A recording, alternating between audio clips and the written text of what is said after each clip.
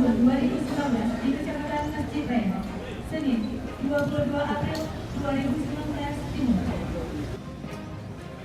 Sekali lagi kami ingatkan kepada anak-anak kami di mana bumi dipijak, ikuti adat istiadat.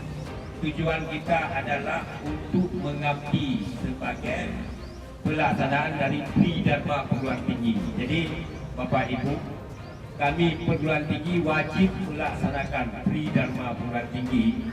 Yang pertama pendidikan dan pengajaran, yang kedua penelitian, yang ketiga adalah pengabdian kepada masyarakat. Anak-anak kami ini ke depan adalah biarpun kita lihat ada hitam putih pendek dan sebagainya, ini calon pemimpin ke depan. Amin. Pada hari ini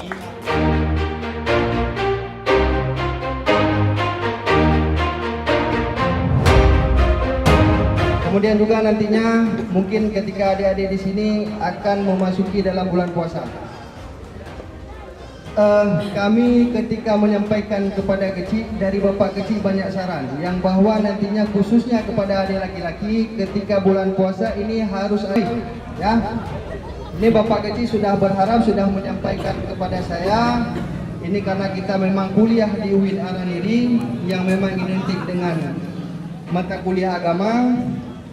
Adik-adik harus bisa menunjukkan kemampuan